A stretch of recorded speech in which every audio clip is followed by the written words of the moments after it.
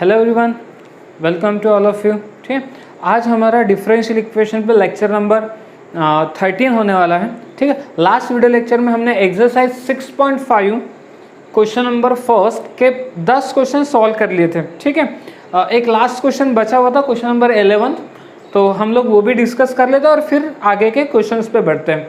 ठीक है, तो क्या करने वाले हम लोग एक्सरसाइज 6.5 क्वेश्चन नंबर 1 का क्वेश्चन नंबर 11 ये डिस्कस करने वाले। ठीक है, लास्ट वीडियो लेक्चर में हमने एक्सरसाइज 6.5 क्वेश्चन नंबर 1 के 10th तक सारे क्वेश्चन सॉल्व कर लिए थे। आई होप कि आप सब बच्चों ने उस वीडियो को बहुत अच्छे से देखा होगा। जो भी आपके डाउट्स थे, आई होप कि आपके सारे डाउट्स क्लियर हो चुके होंगे उसको देखने के बाद। ठीक है, तो क्वेश्चन नंबर 11 पे आते हैं। ये काफ़ी सिंपल क्वेश्चन था। क्या बोला गया यहाँ पे, यहाँ देख लो, ये दिया है 1 + x² dy by D x plus Y is equals to E to the power tan inverse x। ठीक है, और मेरे ख्याल से इसको देखने के बाद, इसे देखने के बाद आप शायद समझ गए होंगे कि ये कौन से फॉर्म का क्वेश्चन होगा। dy by D x plus P Y is equals to Q format का क्वेश्चन है।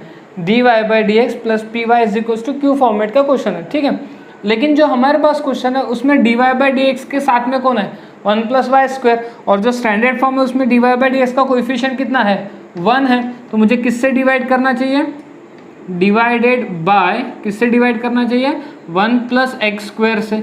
तो अगर मैं 1 + x² से डिवाइड करूँ तो यहाँ से क्या मिलेगा मुझे, dy by D x plus यहाँ से क्या मिलेगा 1/1 + x² y, और यहाँ से क्या मिलेगा e to the power tan inverse x upon में 1 + x²। ठीक है, इतना समझ में आ गया। ओके, कंपेयर करते हैं। ठीक है, कंपेयर किसके साथ, dy by D x plus P Y is equals to q के साथ। तो कंपेयर करने के बाद p आपको दिखाई देगा विच इज़ 1/1 + x²। ठीक है, and q is e to the power tan inverse x upon 1 + x²। See, this is our p and this is our q। Got it. ठीक है, बस p पता चल गया, q पता चल गया। फिर हम लोग क्या फाइंड आउट करते हैं, integrating factor. Integrating factor find out करने का फॉर्मूला क्या था, e to the power integration of p dx। So e to the power integration of p कितना है हमारे पास, 1/1 + x², ये p है। तो मेरे ख्याल से आप सब बच्चों को 1/1 + x² का इंटीग्रेशन पता ही है, which is tan inverse x। So this is our integrating factor. ठीक है, ओके, इंटीग्रेटिंग फैक्टर मिल गया। उसके बाद solution of differential equation. So what is the formula for solution of differential equation? It is y into integrating factor is equals to integration of q into integrating factor dx. ठीक है, now put the value of integrating factor. So y integrating factor is e to the power tan inverse x equals to integration of q. What is q? q is e to the power tan inverse x upon 1 + x² upon 1 + x² into integrating factor e to the power tan inverse x dx. ठीक है, I think आप यहाँ तक समझ गए होंगे। इसमें मुझे नहीं लगता कि बहुत कुछ हमने डिफ़िकल्ट पार्ट किया है, बहुत ही सिंपल सा पार्ट हमने देखा है। डिवाइड किया 1 + x² से, p फाइंड आउट किया, q फाइंड आउट किया, इंटीग्रेटिंग फैक्टर फाइंड आउट किया, और सॉल्यूशन का फॉर्मूला हमारे पास ऑलरेडी गिवन है, हमें पता ही है ऑलरेडी कि क्या फॉर्मूला होता है करके, बस वैल्यूज पुट अप की। अब रही बात कि ये कैसे सॉल्व करते हैं ना, ये इंटीग्रेशन कैसे सॉल्व करते हैं, तो मैं इसको फिलहाल के लिए y × e to the power tan inverse x is equals to, इसको कुछ देर के लिए नाम दे देता हूँ I1। ठीक है, सो I1 क्या है हमारे पास, I1 है, इसको ध्यान से देख लो, ये ऐसा कर लो, e to the power tan inverse x into e to the power tan inverse x, this is e to the power tan inverse x whole square. ठीक है, और इनटू में क्या आएगा, ये 1/1 + x², 1/1 + x²।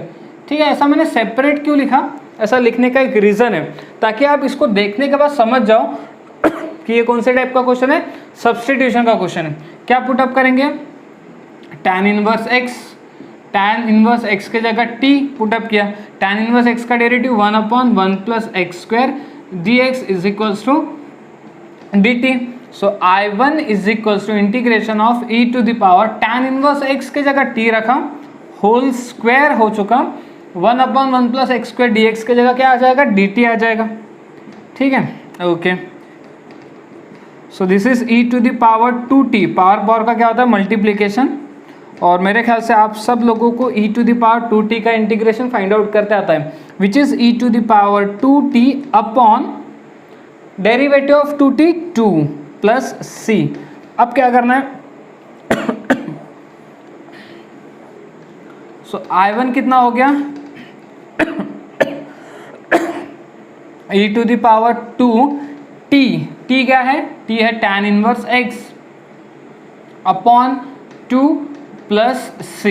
ठीक है, ये क्या मिल गया हमें, I1 को यहाँ पुटअप कर देते हैं. So y into e to the power tan inverse x is equals to I1 क्या मिला हमें, e to the power 2 tan inverse x divided by 2 plus c. तो ये रहेगा हमारा फाइनल आंसर. ठीक है, तो ये भी काफ़ी सिंपल क्वेश्चन था. ठीक है, आपको बस ये I1 फाइंड आउट करते आना चाहिए. इसको देखने के बाद आपको ये आइडिया आ जानी चाहिए थी कि ये सब्स्टिट्यूशन का क्वेश्चन है करके. ओके, तो यहाँ अब हमारा एक्सरसाइज 6.5 का क्वेश्चन नंबर 1 पूरी तरीके से क्या हो चुका है, कंप्लीट हो चुका है. ओके, ठीक है. बात है एक्सरसाइज 6.5 के क्वेश्चन नंबर 2 पे. वर्ड प्रॉब्लम है. ऐसा एक प्रॉब्लम ऑलरेडी हमने स्टार्टिंग के क्लासेस में डिस्कस किया हुआ है. क्या बोला है, क्वेश्चन को अच्छे से समझो. Find the equation of curve. एक कर्व का इक्वेशन फाइंड आउट करना है. कर्व का इक्वेशन फाइंड आउट करना मतलब जनरल सॉल्यूशन फाइंड आउट करना है. कर्व का इक्वेशन फाइंड आउट करना मतलब क्या, जनरल सॉल्यूशन फाइंड आउट करना है. जैसे कि ये आपको पता है, ये y is equals to x square, ये क्या है, पैराबोला का कर्व है. ये क्या है, एक पैराबोला है. तो ये क्या हो गया, इक्वेशन हो गया किसका, पैराबोला का इक्वेशन. तो मुझे यही फाइंड आउट करना है. यही क्या करना है, फाइंड आउट करना है. तो इसको हम लोग क्या बोलते हैं, डिफरेंशियल इक्वेशन के लैंग्वेज में इसको हम लोग क्या बोलते हैं, सॉल्यूशन. क्या बोलते हैं, सॉल्यूशन. तो हमें क्या बोला गया, find the equation of curve which passes through origin. तो हमें क्या करना है, एक कर्व का इक्वेशन फाइंड आउट करना है जो कहाँ से पास हो रहा है, ओरिजिन से. And has slope x plus 3y minus 1. अब ये सबसे काम की चीज़ है कि जो स्लोप है, तो आपने डेरिवेटिव चैप्टर में पढ़ा है, एप्लीकेशन ऑफ डेरिवेटिव चैप्टर में हमने देखा है कि स्लोप को हम लोग रिप्रेजेंट करते हैं किससे, dy बाई dx से. तो इसका मतलब ये जो हमें दिया है, ये क्या दिया है, dy बाई dx गिवन है. क्या गिवन है, dy by dx x plus 3y minus 1. ठीक है ना. एप्लीकेशन ऑफ डेरिवेटिव चैप्टर में आपने सीखा था कि स्लोप यानी क्या, dy बाई dx. और यहाँ पे क्या बोला गया, स्लोप कितना है, x प्लस 3y माइनस 1. ये स्लोप दिया यानी dy by dx is equals to x plus 3y minus 1. बस क्वेश्चन खत्म आपका. आपको अब तक क्या था, वर्ड प्रॉब्लम दिया था. वर्ड प्रॉब्लम से हमने डिफरेंशियल इक्वेशन लिखा. ठीक है ना. अब डिफरेंशियल इक्वेशन को क्या करना है, सॉल्व करना है. तो कैसे सॉल्व करिए, कौन से फॉर्मेट का क्वेश्चन होगा, ये है dy by dx plus P Y is equals to Q format का क्वेश्चन है. dy by dx plus P Y is equals to Q format का क्वेश्चन है. So dy by dx plus P y चाहिए, y मतलब y की term चाहिए. तो मैं इसको इधर शिफ्ट करता हूँ. ये कितना हो जाएगा, minus 3y is equals to में कितना बचा, x माइनस 1. तो कंपेयर करते इसके साथ, किसके साथ, dy by dx plus P Y is equals to q के साथ कंपेयर करते हैं. कंपेयर करने पे आपको p कितना मिला, कंपेयर करने पे हमें p मिलेगा -3. q कितना मिल गया, x माइनस 1. ठीक है, बस p पता चल गया, q पता चल गया. अब क्या फाइंड आउट करेंगे, integrating factor. So integrating factor find out करने का formula e to the power integration of p dx. So e to the power integration of p कितना है, p है -3. ये हो जाएगा e to the power -3x. ये क्या मिल गया हमें, इंटीग्रेटिंग फैक्टर. फिर सॉल्यूशन ऑफ डिफरेंशियल इक्वेशन. ठीक है, सॉल्यूशन ऑफ डिफरेंशियल इक्वेशन का formula y into integrating factor is equals to integration of q into integrating factor dx. So y into integrating factor is equals to, sorry integrating factor हमें मिल गया. Integrating factor कितना मिला, e to the power -3x. q कितना है, x minus 1 है. q कितना है x minus 1, integrating factor e to the power minus 3x dx। ठीक है, यहाँ तक बात समझ में आ गई? ओके, आगे बढ़ते हैं। तो क्या करते हैं, मैं इसको y e to the power minus 3x फिलहाल के लिए I1 नाम ले लेता हूँ। ठीक है ना, इसको I1 हमने एक नाम दे दिया। तो I1 क्या मिल, I1 बेसिकली क्या है हमारे पास, integration of x minus 1 into E to the power minus 3x dx। ठीक है, तो मुझे क्या करना है, अब इसको सॉल्व करना है। इसको सॉल्व करने के लिए क्या करेंगे, प्रोडक्ट रूल का यूज़ करेंगे। प्रोडक्ट रूल में फर्स्ट ये रहेगा और सेकंड ये रहेगा। आई होप कि मुझे बताने की ज़रूरत नहीं गिरनी चाहिए कि इसको फर्स्ट क्यों ले रहे हैं और इसको सेकंड क्यों ले रहे हैं। क्यों, लिएट रूल के हिसाब से। तो प्रोडक्ट रूल का जब हम यूज़ करेंगे तो प्रोडक्ट रूल क्या कहता है, first as it is integration of second. तो E to the power minus 3x का इंटीग्रेशन क्या होगा, minus E to the power minus 3x upon 3। ठीक है, ये होता है। ठीक है ना, सबको पता है ना, E to the power F of X का इंटीग्रेशन क्या होता है, ये होता है E to the power F of X और अपॉन में आता है derivative of F of X. तो E to the power minus 3x का इंटीग्रेशन क्या होगा, E to the power minus 3x और अपॉन में आएगा माइनस 3x का डेरिवेटिव। माइनस 3x का डेरिवेटिव क्या होता है, माइनस 3 होता है। फिर क्या आता है, माइनस होल इंटीग्रेशन, फिर ब्रैकेट डेरिवेटिव ऑफ फर्स्ट का डेरिवेटिव 1 इंटीग्रेशन ऑफ सेकंड, तो minus E to the power minus 3x upon 3 dx। ठीक है, आई होप कि आप ये समझ गए होगे या कैसे लिखा है करके। So I1 is equals to x minus 1, ये कितना हो रहा है ये देख लो, ये कुछ ऐसे है, minus E to the power minus 3x upon 3। ठीक है ना, अपॉन 3। अच्छा, ये माइनस बाहर आएगा तो प्लस हो गया। ठीक है, 3 बाहर आया तो 1/3 हो गया और इंटीग्रेशन में बचा E to the power minus 3x। ठीक है, आगे क्या करें, आगे मैं एक काम कर लेता हूँ, ये जो माइनस है उसको इसके साथ मल्टीप्लाई कर लेता हूँ। ये कितना देगा, 1 माइनस एक्स दे देगा। ये जो माइनस है इसके साथ मल्टीप्लाइड होगा। फिर क्या बचा, E to the power minus 3x upon में 3 प्लस फिर 1/3।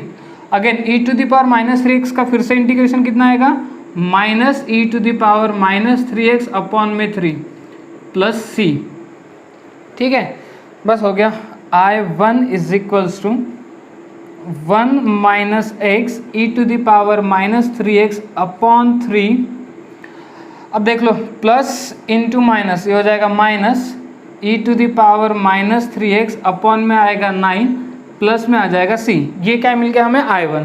इस I1 को उठा के यहाँ रख देते हैं।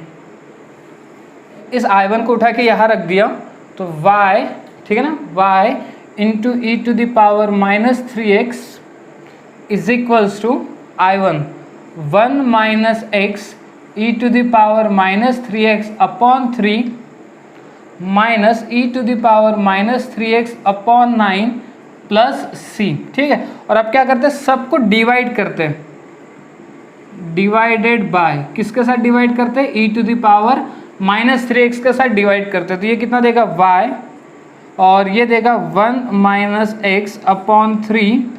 ठीक है, ये कितना देगा, ये देगा 1 अपॉन 9 प्लस और c के डिवाइड में क्या आएगा, E to the power minus 3x। तो अगर मैं इसको एक प्रॉपर वे में लिखने की कोशिश करूँ तो ऐसा आ जाएगा y 1 minus x upon 3 minus 1 अपॉन 9 प्लस c और ये गया न्यूमरेटर में तो E to the power 3x।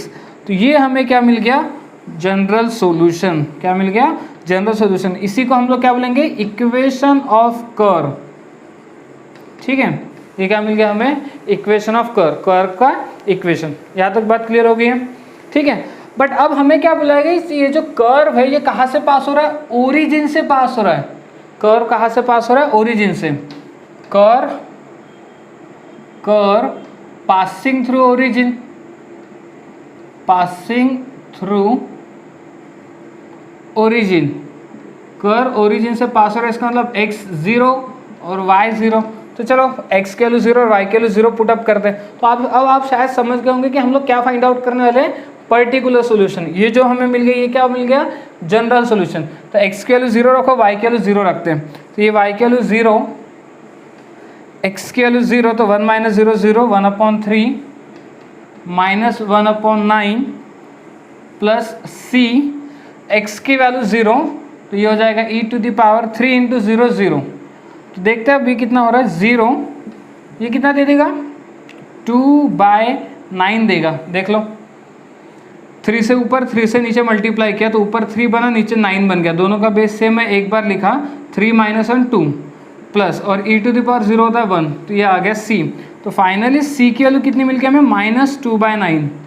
c की वैल्यू मिल गई -2/9। इस c की वैल्यू को यहाँ पुटअप कर देते हैं, तो y 1 माइनस x/3 माइनस 1/9, और c की वैल्यू कितनी, -2/9 e⁻3x। तो ये हमें मिल गया हमारा पर्टिकुलर सॉल्यूशन। ठीक है, तो ये रहेगा हमारा फाइनल आंसर। ठीक है, यहाँ तक बात समझ में आ गई। ठीक है, तो कुछ भी नहीं था, वही क्वेश्चन था, सिर्फ फर्क इतना है कि वर्ड प्रॉब्लम था। तो आपको ये बात ध्यान रखनी कि स्लोप मतलब क्या, dy/dx। तो वो कितना दिया था, x + 3y - 1। बस उसको सॉल्व करना चालू किया। तो हम लोगों ने कहाँ तक सॉल्व किया, जनरल सोल्यूशन तक। जनरल सोल्यूशन मतलब ये क्या मिल गया हमें, इक्वेशन ऑफ कर्व मिल गया।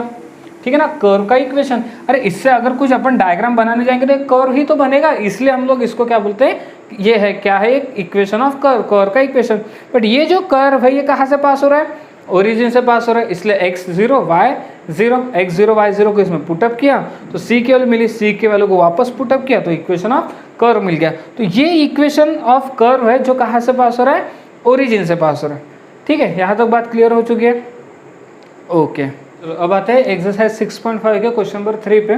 अगेन वर्ड प्रॉब्लम है। ठीक है, अगर आपको प्रीवियस वाला क्वेश्चन समझ में आ गया तो इसको देखने के बाद आप भी आसानी से क्वेश्चन सॉल्व कर सकते हो। Find the equation of curve passing through the point 3/√2, √2। पिछले क्वेश्चन में बोला था पासिंग थ्रू द ओरिजिन। ठीक है, लाइट लग गया दिमाग में, क्या है ये। Okay, having slope of the tangent to the curve is, अच्छा ये क्या दिया, स्लोप ऑफ टेंजेंट दिया हमें, slope of tangent, slope of tangent ये कितना दिया है, -4x/9y। और हमें पता है स्लोप ऑफ टेंजेंट मतलब कौन, dy/dx is equals to -4x/9y। ठीक है, ये आ गया हमारे सामने एक डिफरेंशियल इक्वेशन। लेकिन अब आप इसको देखने के बाद क्या आप इसको लीनियर डिफरेंशियल इक्वेशन से सॉल्व कर सकते हो क्या, इसको कोशिश करो। तो आप देखोगे तो ये लीनियर डिफरेंशियल इक्वेशन का क्वेश्चन ही नहीं है। ठीक है, देखो ऐसा बिल्कुल मत, आप लोग इतने मत खो जाना कि जैसा आपके सामने कोई क्वेश्चन है तो आपको ऐसा लगे कि लीनियर डिफरेंशियल इक्वेशन का है, ऐसा बिल्कुल नहीं है। जब भी आपके सामने कोई क्वेश्चन आए तो पहली प्रायोरिटी आपको किसको देना है, वेरिएबल सेपरेबल मेथड को। ठीक है, सबसे पहले क्या सोचना है, वेरिएबल सेपरेबल मेथड। फिर क्या सोचना है, फिर सोचना है होमोजीनियस। अगर वेरिएबल सेपरेबल से नहीं हो रहा है तो होमोजीनियस सोचना है। होमोजीनियस से भी नहीं हो रहा है तब जाके किस पे आना है, लीनियर डिफरेंशियल इक्वेशन। ठीक है, अब ये क्वेश्चन को देखो, आप कितनी भी कोशिश कर लो इसको dy/dx + py = q के फॉर्मेट में कन्वर्ट नहीं कर पाओगे, क्योंकि ये सिंपली लीनियर डिफरेंशियल, क्योंकि ये सिंपली वेरिएबल सेपरेबल का क्वेश्चन है। देखो 9y को शिफ्ट किया तो ये 9y dy, 9y dy, और dx को इधर शिफ्ट किया तो -4x dx। देखो dy dx अलग अलग हो गए, y की टर्म dy की तरफ, x की टर्म dx की तरफ। फिर क्या करते हैं अपन, दोनों तरफ इंटीग्रेट कर लेते हैं। तो 9 तो कांस्टेंट है, बाहर आया, और y का इंटीग्रेशन y²/2, और यहाँ से -4 बाहर आएगा, x का इंटीग्रेशन x²/2 + c। ठीक है, अच्छा मैं क्या करता हूँ, मैं ना कांस्टेंट c/2 लेता हूँ। ठीक है ना, c/2 क्यों लिया मैंने, क्योंकि 2 और 2 क्या हो जाएगा, कैंसिल। तो कितना बचा मेरे पास अब, 9y² -4x² + c बच गया। ठीक है, तो इसको आप ऐसे भी, तो 9y² + 4x² = c। तो ये क्या मिल गया हमें, उस कर्व का इक्वेशन जो हमें फाइंड आउट करना, फाइंड इक्वेशन ऑफ कर्व। ये क्या मिल गया, इक्वेशन ऑफ कर्व। ठीक है ना, ये हो गया equation of curve. But curve जो है वो कहाँ से पास हो रहा है, curve passing through curve passing through, कौन से पॉइंट से पास हो रहा है, 3/√2, √2। अच्छा, मतलब x क्या है हमारे पास, 3/√2 और y क्या है हमारे पास, √2। इस x और y के वैल्यू को कहाँ पुटअप करेंगे, इसमें पुटअप कर देंगे। तो 9 y की जगह क्या आएगा, y की जगह √2 आ जाएगा, तो √2 का स्क्वायर प्लस 4, ठीक है। x की जगह क्या आएगा, 3/√2, 3/√2 का square is equals to c, ठीक है। यहाँ तक बात क्लियर हो गई। ओके, 9 √2 का स्क्वायर कितना होता है, 2, 2 × 9 18, प्लस इसको भी देख लो, 3 का स्क्वायर 9 और √2 का स्क्वायर 2, 2 4 के साथ कैंसिल होकर 2 देगा, 2 × 9 18 इज इक्वल्स टू सी। तो सी की वैल्यू कितनी आ गई, 36। सी की वैल्यू कितनी आ गई, 36। बस इस सी की वैल्यू को यहाँ पुटअप कर दो, तो 9y² plus 4x² is equals to कितना, 36, ठीक है।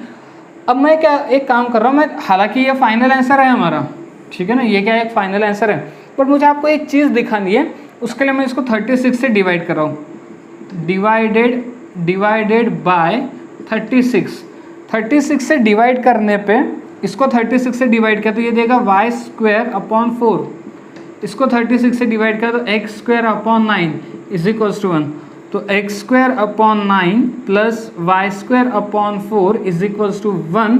और मेरे ख्याल से इसको देखने के बाद, x²/9 plus y²/4 is equals to 1 को देखने के बाद आपको किसकी याद आनी चाहिए, ये क्या है, किसका इक्वेशन है, एलिप्स का इक्वेशन। किसका इक्वेशन है, एलिप्स।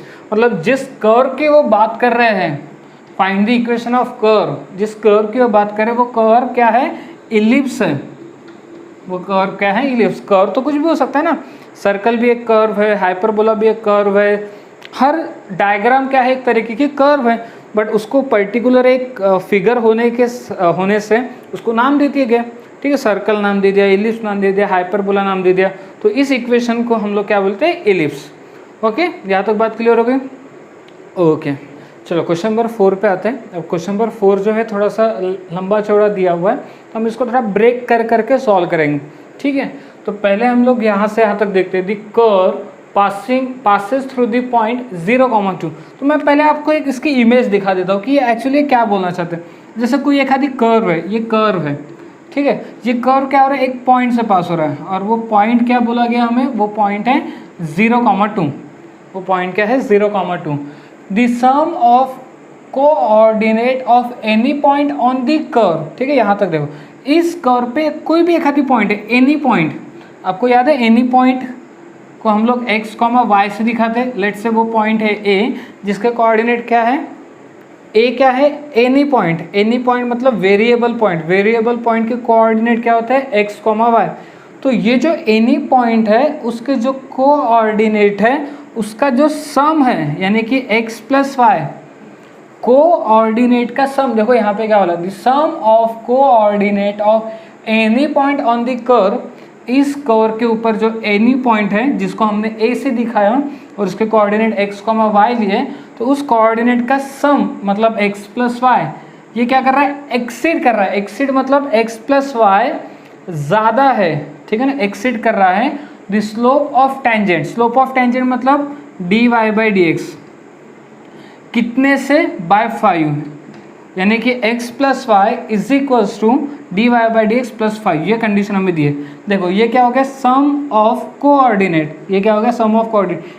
ये क्या है, ज़्यादा है। एक्सीड का मतलब ज़्यादा, किससे ज़्यादा, स्लोप ऑफ टेंजेंट से। कितने से ज़्यादा, 5 से ज़्यादा, यानी कि x + y की वैल्यू किसके बराबर में आएगी, इज इक्वल्स टू dy/dx + 5 के बराबर में आ जाएगी। तो यहाँ से हम लोग dy/dx इज इक्वल्स टू, ऐसे लिख सकता हूँ मैं, ये x को इधर शिफ्ट या फिर y को इधर शिफ्ट करता हूँ तो -y, और 5 को इधर शिफ्ट करता हूँ तो x - 5। 5 को इस साइड शिफ्ट किया, x को उस साइड शिफ्ट, सॉरी y को उस साइड शिफ्ट किया। ऐसा क्यों किया मैं, क्योंकि आपको एक इमेज दिखाने की कोशिश कर रहा हूँ मैं, जो इसके जैसी है, dy/dx + py is equals to q के बराबर में, ठीक है। दिखाई दिया, dy/dx + py is equals to q के बराबर में है। तो यहाँ से p पता चल जाएगा हमें, p कितना, -1, और q कितना, x - 5, ठीक है, तो P पता चल गया, Q पता चल गया, तो हम लोग क्या करते हैं, इंटीग्रेटिंग फैक्टर फाइंड आउट करते हैं। ओके, इंटीग्रेटिंग फैक्टर का formula e to the power integration of p dx, p यानी कितना -1 dx, so e to the power -x आ जाएगा। ये मिल गया हमें इंटीग्रेटिंग फैक्टर। यहाँ तक बात क्लियर हो गई। तो इंटीग्रेटिंग फैक्टर मिल गया। सॉल्यूशन ऑफ डिफरेंशियल इक्वेशन का फॉर्मूला क्या है, y into integrating factor is equals to integration of q into integrating factor dx। So y into integrating factor कितना, e to the power -x is equals to integration of q कितना, q मिला था हमें x -5 into integrating factor e to the power -x dx। ये question तो same previous वाले question के जैसा बन गया। सो y into E to the power -x is equals to ये फर्स्ट और ये सेकेंड। ठीक है, तो इंटीग्रेशन बाय पार्ट्स क्या कहता है, first as it is integration of second, तो ये कितना -e to the power -x। ठीक है, फिर माइनस होल इंटीग्रेशन ब्रैकेट में डेरिवेटिव ऑफ फर्स्ट मतलब x -5 का डेरिवेटिव 1 होता है, integration of second -e to the power -x। So y into E to the power -x, अगर मैं एक काम करता हूँ, ये माइनस से इसको मल्टीप्लाई करूँ तो ये कितना हो जाएगा, 5 - x e to the power -x। इस माइनस को बाहर निकालूँ तो प्लस हो जाएगा, और इंटीग्रेशन में बचा e to the power -x। e to the power -x का integration -e to the power -x और प्लस c कर दिया। ठीक है, अब क्या करना चाहिए, डिवाइड करना चाहिए हमने, same to same previous question के जैसा है, divided by e to the power -x। -x से सबको डिवाइड करने पे यहाँ y आएगा, यहाँ 5 - x आ जाएगा, ये प्लस इंटू माइनस ये 1 हो जाएगा। ठीक है, और प्लस c अपॉन में e to the power -x। ठीक है ना, बहुत बेसिक कैलकुलेशन है, मुझे नहीं लगता कि आपको इसमें कुछ ज़्यादा दिक्कत होगी। तो y -x को इधर लेके आ गया, plus x 5 - 1 4 plus c e to the power x। ठीक है, यहाँ तक कोई प्रॉब्लम?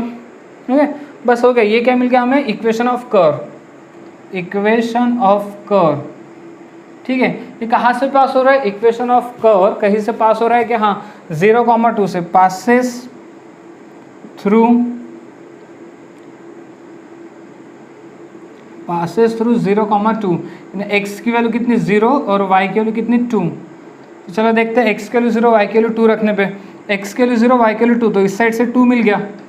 ठीक है, और इधर से x की वैल्यू 0, तो e टू द पावर 0 1 होता है, 1 इंटू सी, तो ये 4 प्लस c, तो यहाँ से c की वैल्यू आपको कितनी मिलेगी, -2।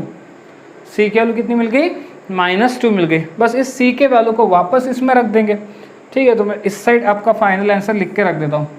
इस c की वैल्यू -2 यहाँ पे रख देते हैं, तो ये यहाँ पर तो कितना होगा, y plus x is equals to 4, c की value -2 e to the power x।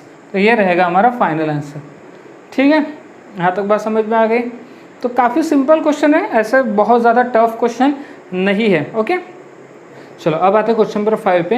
ये भी वर्ड प्रॉब्लम थोड़ा सा लंबा चौड़ा है, तो अगेन हम लोग पहले उसको डिवाइड कर करके कंडीशंस लिखते जाएंगे। जैसे यहाँ पे क्या बोला है, if the slope of tangent, तो स्लोप ऑफ टेंजेंट का मतलब क्या, dy/dx। If the slope of the tangent to the curve at each of its point is equal to, यानी कि dy/dx एक किसके इक्वल में है, सम, किसका सम, एब्सिसा। एब्सिसा मतलब क्या, x सम बोला गया। ठीक है, and product of its abscissa and ordinate, abscissa मतलब x, ऑर्डिनेट मतलब y।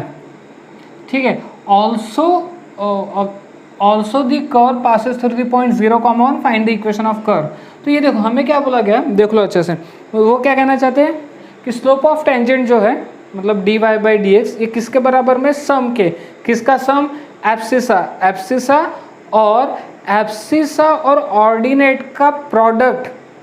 बात समझ में आ रही है, ये एब्सिसा मतलब x और एब्सिसा और ऑर्डिनेट का प्रोडक्ट, उन दोनों का सम, ये किसके बराबर में, स्लोप ऑफ टेंजेंट के बराबर में। तो हमें equation of curve find out करना है। तो आपको क्या लगता है, इसको देखने के बाद हमने इसको कौन से मेथड से सॉल्व करना चाहिए, इसको देखने के बाद क्या आपको समझ में आ रहा है ये कौन से मेथड का क्वेश्चन है। तो जैसे आपके सामने क्वेश्चन है तो आपको क्या ट्राई करना है, वेरिएबल सेपरेबल मेथड। तो देख लो वेरिएबल सेपरेबल से सॉल्व होता है क्या, वेरिएबल सेपरेबल से सॉल्व होता है क्या, देख लो। तो ये d y is equals to x plus x y d x, ठीक है ना, ये डी एक्स को शिफ्ट किया। सो डी वाई, यहाँ से देखो x कॉमन निकला तो 1 प्लस वाई डी एक्स, तो ये 1 प्लस वाई कम्प्लीटली y की टर्म कहलाएगी, इसको शिफ्ट किया तो डी वाई अपॉन में क्या आ जाएगा 1 plus Y is equals to में क्या बचा x डी एक्स। तो देखो ये वेरिएबल सेपरेबल का क्वेश्चन हो गया, d x d y separate हो गए, x की टर्म डी एक्स की तरफ, y की टर्म डी वाई की तरफ हो गई। तो इसके बाद हम लोग क्या करते हैं, इंटीग्रेट करते हैं, ठीक है। तो यहाँ पे क्या है, डिनोमिनेटर का डेरिवेटिव न्यूमरेटर में, तो ये हो जाएगा log 1 plus y integration denominator का डेरिवेटिव न्यूमरेटर में, और x का इंटीग्रेशन एक्स स्क्वायर होता है, x square by 2 plus c. तो ये हमें क्या मिल गया, इक्वेशन ऑफ कर्व, ठीक है ना, इक्वेशन ऑफ कर्व मिल गया, ठीक है। फिर उन्होंने क्या बोला, ये जो कर्व है ये कहाँ से पास हो रहा है, 0,1 से। तो curve passing through, curve passing through 0,1, ठीक है। इसका ये मतलब हो गया that is x equals to 0 y equals to 1। तो x की वैल्यू 0 यहाँ पुटअप करेंगे और y की वैल्यू 1 भी यहाँ पुटअप करेंगे।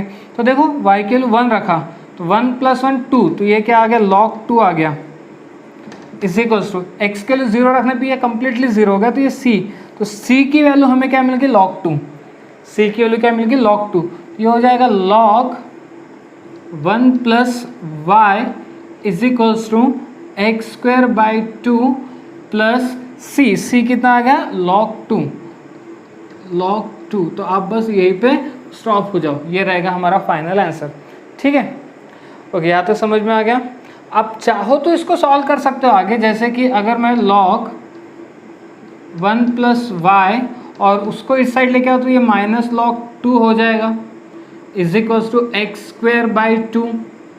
तो फिर ये हो जाएगा log a minus log b, तो ये हो जाएगा log 1 plus y upon 2 is equals to x square by 2। तो यहाँ पे भी स्टॉप हो सकते हो, कोई प्रॉब्लम नहीं, ठीक है। तो ये रहेगा हमारा फाइनल आंसर, ठीक है। तो यहाँ हमारी अब एक्सरसाइज 6.5 पूरी तरीके से कंप्लीट हो चुकी है और उसके साथ में हमारा डिफरेंशियल इक्वेशन चैप्टर भी कंप्लीट हो चुका है, ठीक है। अब इसका एप्लीकेशन पार्ट बाकी है, तो वो हम लोग नेक्स्ट वीडियो लेक्चर में डिस्कस करेंगे, ठीक है। तो अब आपको क्या करना है, अब आपको इसके जो मिसलेनियस के क्वेश्चन है उसको ट्राई करना है, ठीक है। इसके जो मिसलेनियस के क्वेश्चन है उसको ट्राई करना है, ओके। नेक्स्ट वीडियो लेक्चर में हम लोग क्या डिस्कस करेंगे, इसका एप्लीकेशन पार्ट डिस्कस करेंगे।